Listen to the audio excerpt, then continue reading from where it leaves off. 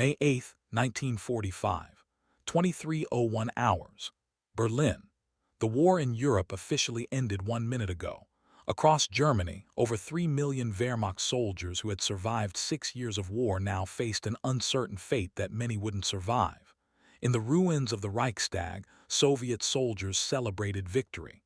In forests across eastern Germany, German soldiers discarded their uniforms and fled west. In POW camps hastily established across occupied Germany, hundreds of thousands of prisoners waited to learn whether surrender meant survival or simply a different kind of death. Obergefreiter Hans Müller, captured by American forces on May 6 near Munich, considered himself fortunate. He had made it to American lines before Soviet forces arrived. Around him in the makeshift camp were 50,000 other German soldiers who had made the same calculation.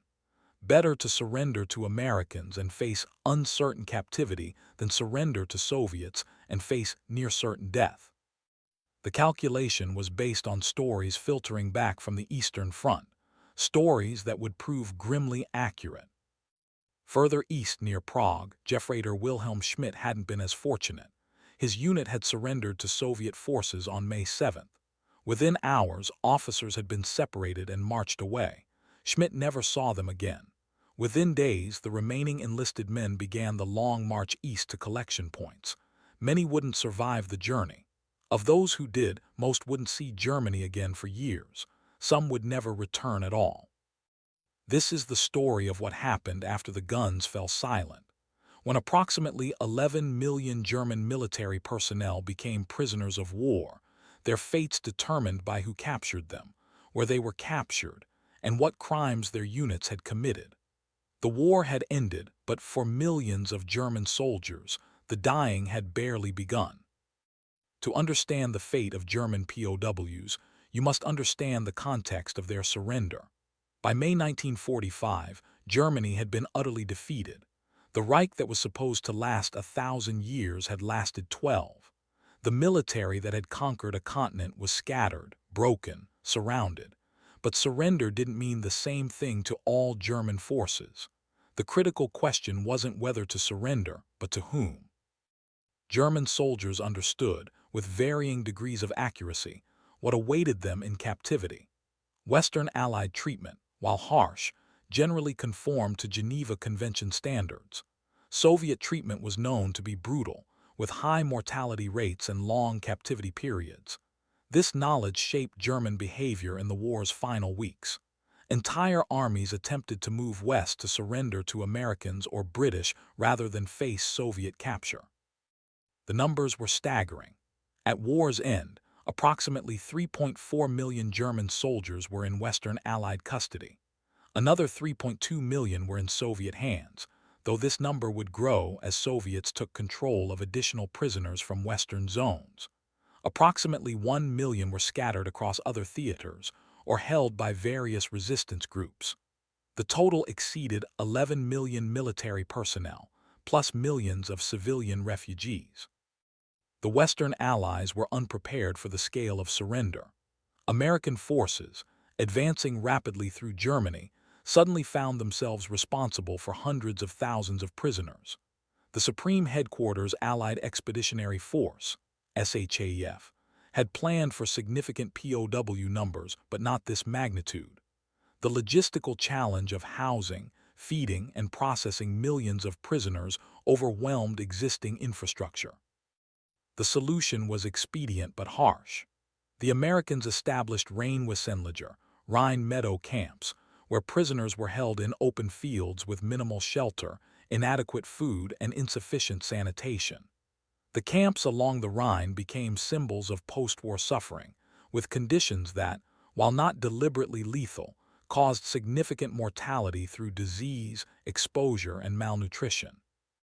Estimates of deaths in American custody vary widely and remain controversial. German sources after the war claimed massive death tolls, sometimes exceeding 100,000. American records documented far lower numbers, typically under 10,000. The truth likely falls between these extremes, with mortality significantly higher than official records acknowledged but lower than German propaganda claimed.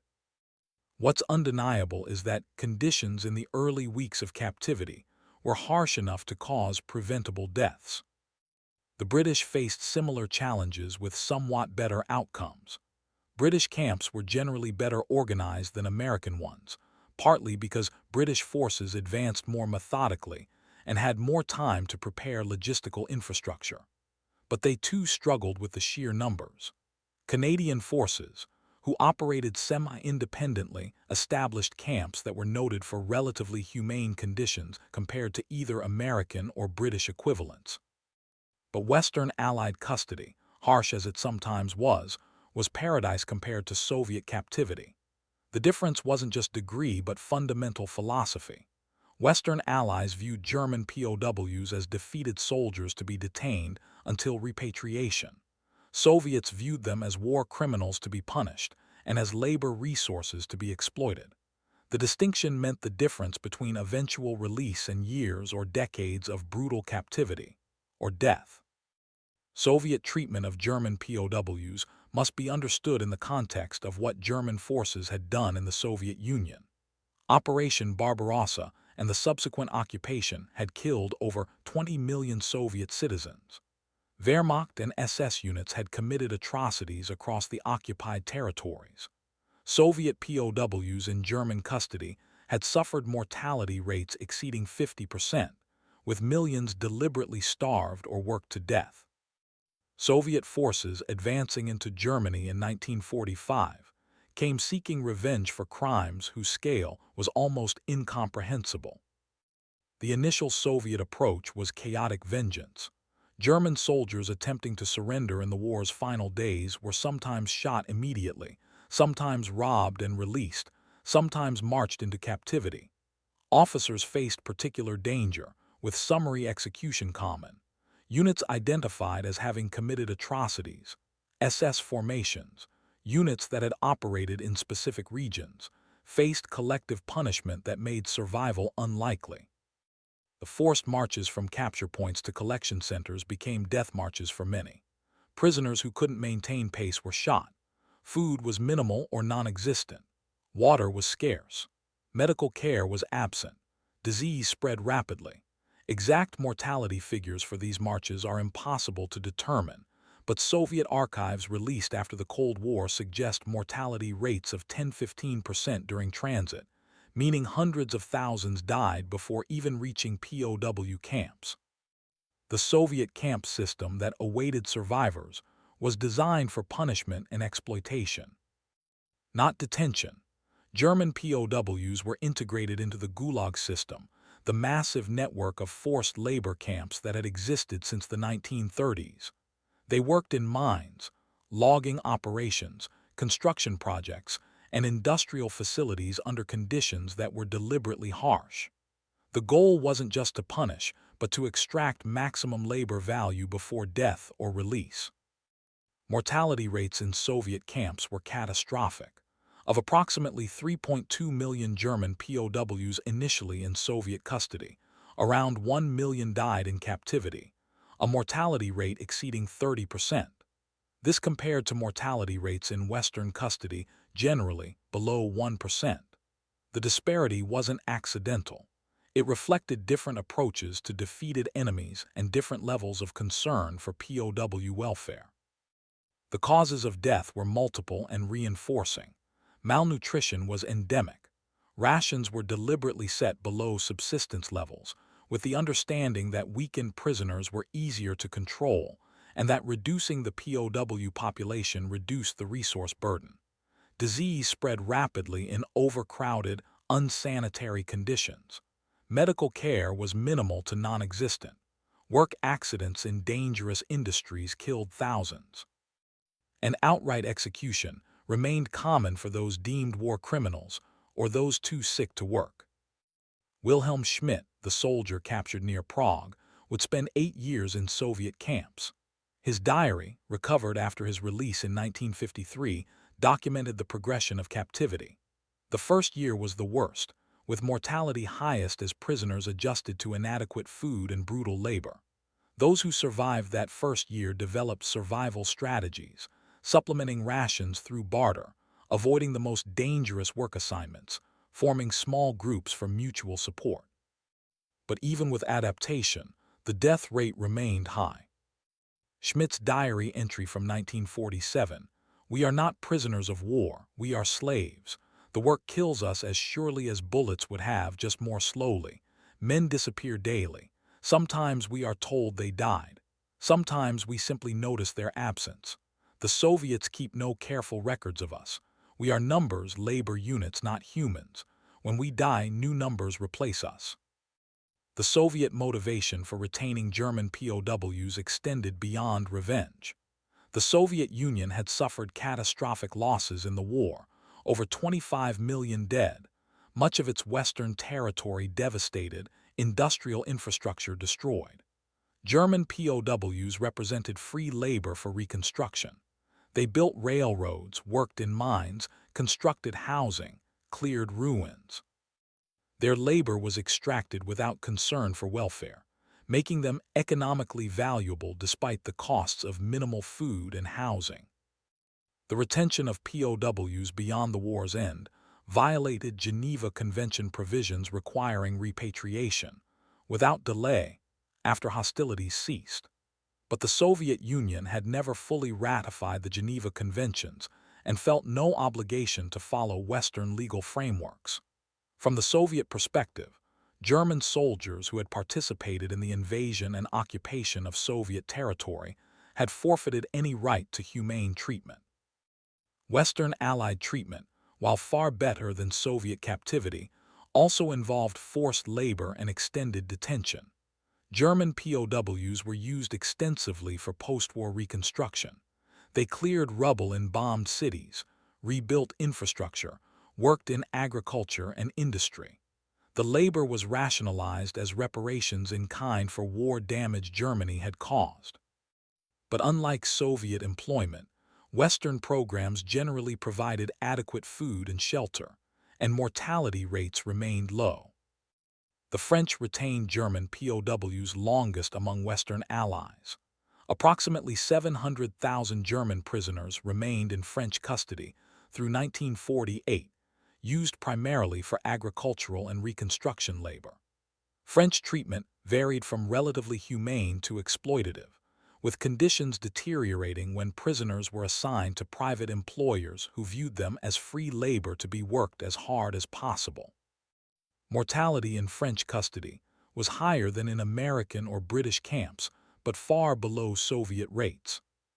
But the worst fates awaited German soldiers captured by forces other than the major Allied powers. In Yugoslavia, German prisoners faced partisan forces who had suffered brutal occupation. Thousands were executed outright in the immediate aftermath of surrender. Thousands more were subjected to forced marches and detention in camps where mortality rates approached Soviet levels. The exact death toll remains disputed, but certainly numbered in tens of thousands. The Bleiburg tragedy exemplified post-war chaos and revenge. In May 1945, German and Croatian forces retreating toward Austria attempted to surrender to British forces at Bleiburg. The British, who had no capacity or desire to handle such large numbers, forced most back across the border into Yugoslavia, where partisan forces awaited. What followed was massacre on a massive scale, with estimates of deaths ranging from 50,000 to over 100,000.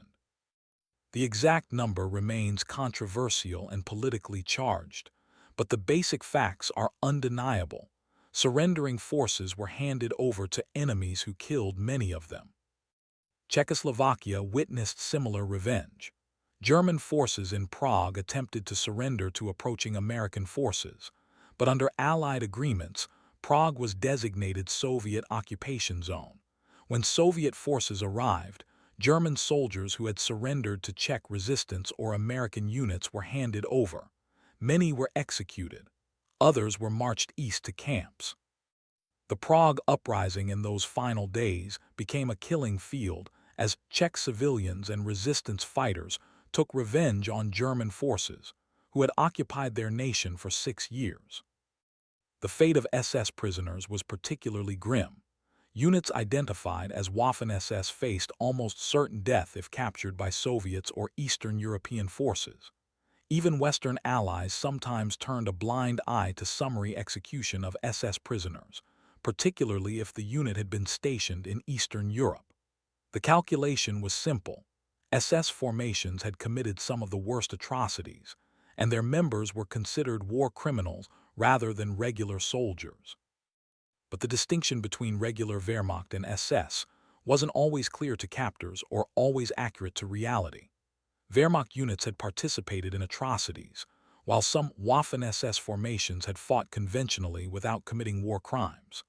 The collective punishment approach meant individual innocence or guilt often mattered less than unit affiliation. If your unit had been in the wrong place at the wrong time, surrender might mean immediate death regardless of individual actions. The treatment of officers was generally harsher than enlisted men. Soviets separated officers immediately upon capture, viewing them as war criminals responsible for German military actions. Senior officers faced show trials, with many executed and others sentenced to decades in camps. Even Western allies held officers longer than enlisted men, with some German generals remaining in custody into the 1950s for war crimes investigations. The repatriation process began slowly and varied dramatically by captor. Western allies began releasing German POWs in late 1945, with most released by 1948. The process prioritized those deemed least dangerous: enlisted men, older soldiers, those without Nazi Party affiliation. SS members and officers were held longest, some into the early 1950s. By 1950, virtually all German POWs held by Western powers had been released or transferred to German custody for war crimes trials. Soviet repatriation followed a completely different timeline. The first releases didn't begin until 1947 and proceeded slowly. Prisoners deemed war criminals, a category Soviets applied broadly, were retained indefinitely. The last German POWs weren't released from Soviet custody until 1956, over a decade after the war's end. Of the 3.2 million initially captured, approximately 2 million eventually returned to Germany. The remaining million died in captivity.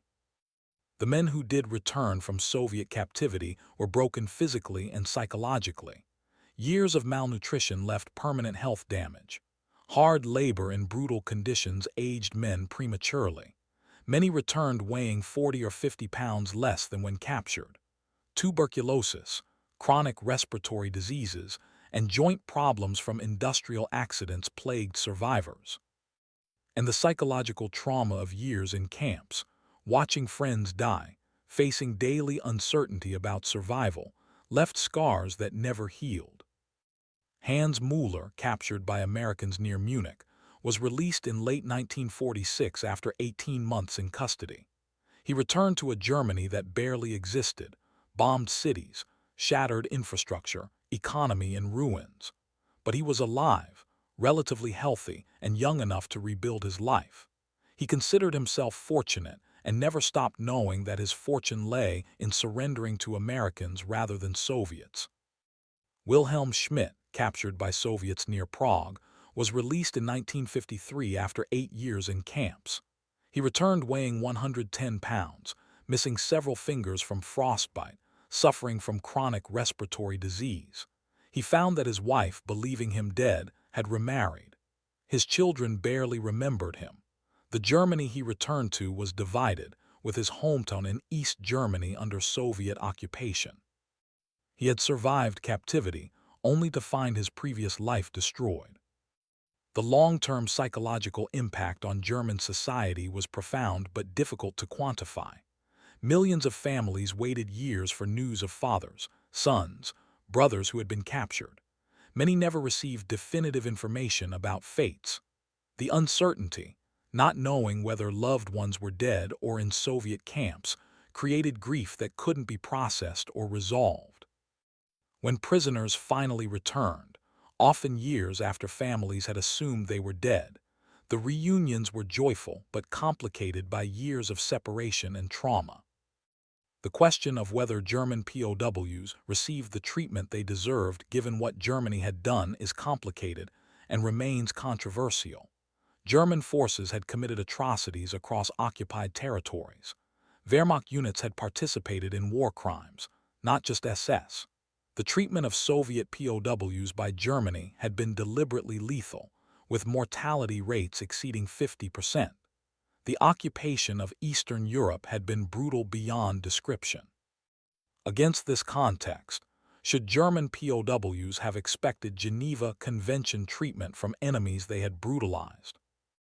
The Western Allied position was generally that, regardless of what Germany had done, civilized nations honored international law even when enemies didn't. This wasn't just moral posturing but practical recognition that mistreating prisoners would make future wars more brutal. If POWs couldn't expect lawful treatment upon surrender, they would fight to the death, increasing casualties on both sides. Maintaining legal frameworks, even when dealing with defeated enemies, preserved those frameworks for future conflicts. The Soviet position was that Germany had forfeited any right to appeal to international law through its own violations. Soviet citizens had suffered catastrophic losses from German invasion. Soviet POWs had been systematically murdered in German custody. The occupation had been genocidal in intent and practice.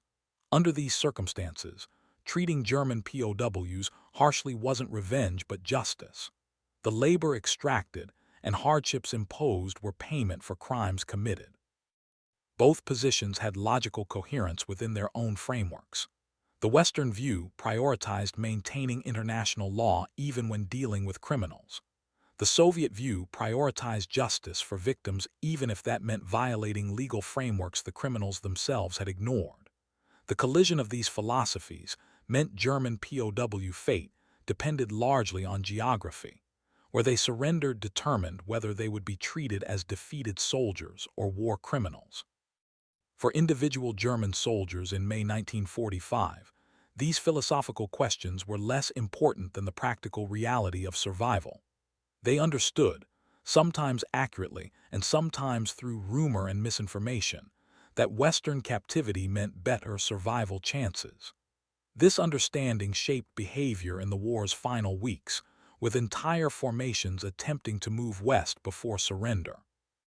Units that couldn't reach Western lines faced grim choices between Soviet captivity and continued fighting.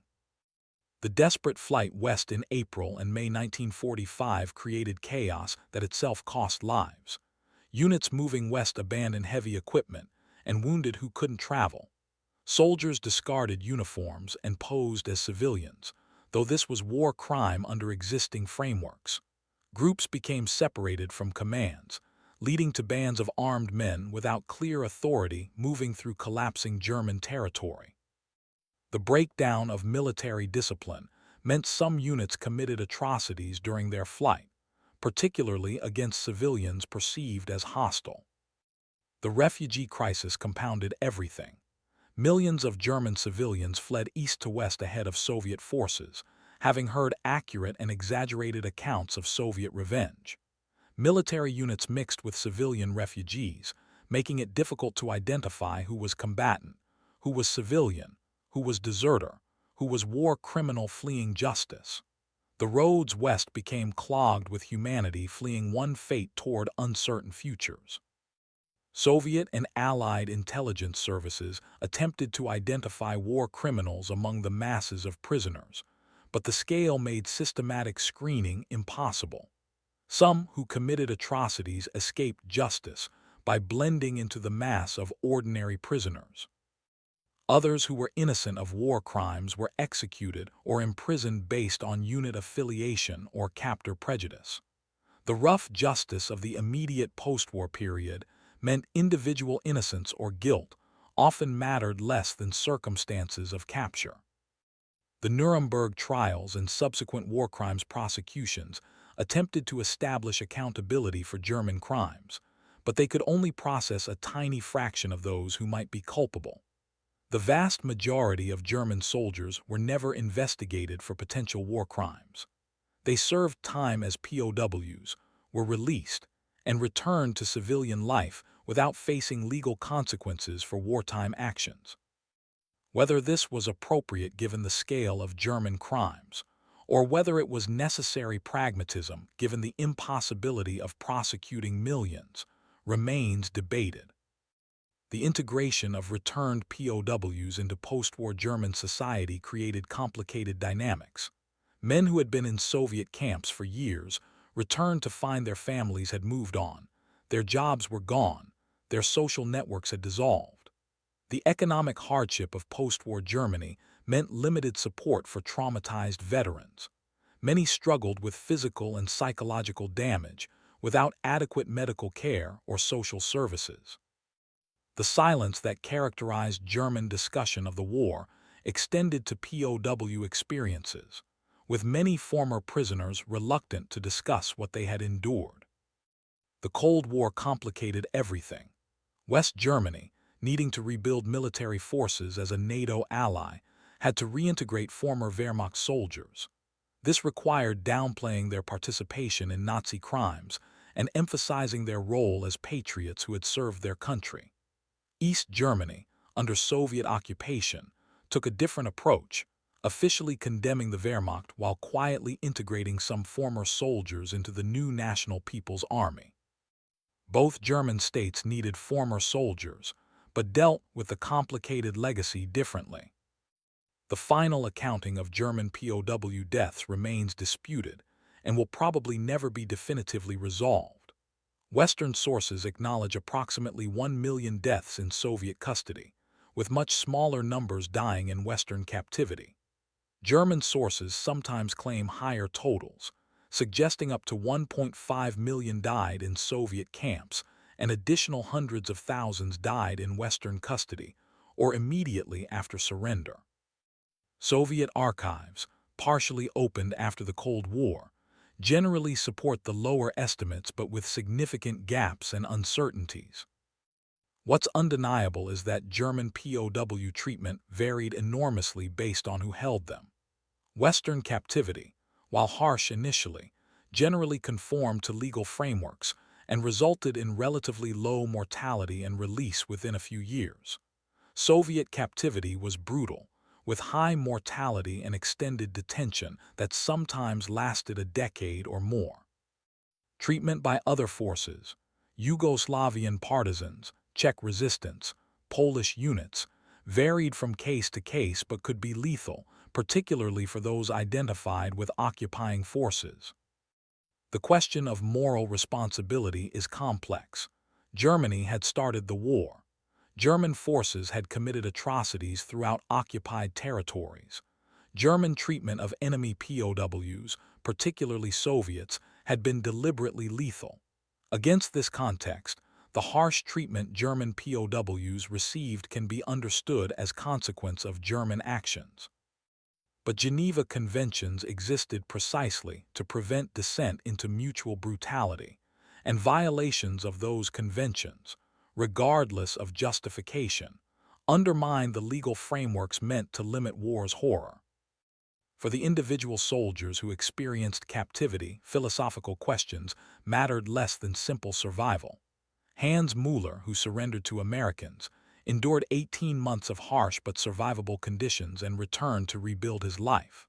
Wilhelm Schmidt, who surrendered to Soviets, endured 8 years of brutality and returned physically and psychologically broken. Both were ordinary soldiers, neither war criminal nor resistance fighter. Their different fates resulted not from their actions, but from geography, an accident of where their units were when the war ended. The legacy of German POW experiences shaped both German society and international law.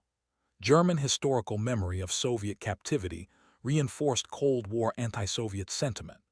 The harsh treatment validated narratives of Soviet barbarism and Western civilization, convenient for West Germany's integration into NATO. But it also complicated honest reckoning with German crimes, as victimization narratives sometimes displaced acknowledgement of German responsibility. Internationally, the varied treatment of German POWs influenced post-war development of POW law. The 1949 Geneva Convention relative to the treatment of prisoners of war, signed in the aftermath of World War II, attempted to strengthen protections and clarify obligations. The extensive forced labor and extended detention of German POWs, particularly by Soviets, was recognized as problematic even if understandable given context. Future conflicts would theoretically see better treatment, though implementation would prove inconsistent. The final German POWs released from Soviet custody in 1956 returned to a Germany divided by Cold War. Their experiences, suffering years in camps for a war that had ended over a decade earlier, became symbols of Soviet injustice in West German narrative. East Germany, unable to criticize Soviet actions, largely ignored their experiences. The divided memory reflected divided nation, with each side using POW stories to support their Cold War alignment. For the men who survived captivity, the psychological burden lasted lifetimes. PTSD wasn't recognized or treated effectively in the 1950s. Former POWs struggled with trauma without social support or medical understanding. Many drank heavily, suffered depression, experienced flashbacks and nightmares. Families often didn't understand what returning soldiers had endured, creating isolation that compounded psychological damage. The silence about the war extended to silence about captivity, with many former POWs never discussing their experiences, even with family. The children and grandchildren of POWs sometimes grew up knowing their fathers or grandfathers had been prisoners, but knowing little about the experience. The generational trauma, even when not directly discussed, shaped family dynamics in ways descendants recognized only later. The German post-war generation grew up with fathers who were psychologically absent even when physically present, damaged by experiences they couldn't articulate or process. The historical assessment has evolved over decades. Initial post-war German accounts emphasized German suffering and sometimes minimized German crimes. Later reassessments acknowledged that harsh POW treatment, while regrettable, was understandable given what Germany had done. The most recent scholarship attempts nuanced evaluation that recognizes both German responsibility for the war and that POWs, many of whom were conscripts, deserve some sympathy even while acknowledging their participation in criminal regime. The fate of German POWs after World War II reveals the costs of total war and the difficulty of restoring legal frameworks after complete civilizational breakdown. Germany had waged war without restraint, committed atrocities systematically, and treated enemy prisoners with deliberate cruelty. When Germany was defeated, its soldiers faced consequences ranging from relatively humane Western captivity to brutal Soviet imprisonment to summary execution by victims of German occupation. The variation in treatment reflected lack of consensus about how defeated enemies should be handled when those enemies had committed crimes on unprecedented scale. Western allies tried to maintain legal frameworks even when dealing with Nazi Germany. Soviets prioritized revenge and reparations over legal niceties. Victims of German occupation sometimes simply killed surrendering Germans. All responses were understandable given context. None was entirely satisfactory from moral or legal perspectives. For the 11 million German soldiers who became prisoners in 1945, their fates were determined by circumstances largely beyond their control. Those who reached Western lines survived and returned home relatively quickly. Those captured by Soviets faced years of brutal captivity with high mortality. Those captured by resistance forces faced immediate danger of execution. Individual innocence or guilt mattered less than geography and timing of surrender. The final lesson is sobering. The laws of war exist to impose limits even in unlimited conflict. When those laws are violated systematically by one side, Maintaining them for defeated enemies becomes difficult to justify morally, even if important legally. Germany's treatment of POWs and occupied populations was so brutal that Allied restraint in POW treatment, when it occurred, represented remarkable commitment to legal principles over revenge. When restraint failed and German POWs were mistreated, it represented understandable if regrettable response to German crimes. Neither response fully resolved the ethical dilemmas of how to treat defeated enemies who had themselves acted without restraint.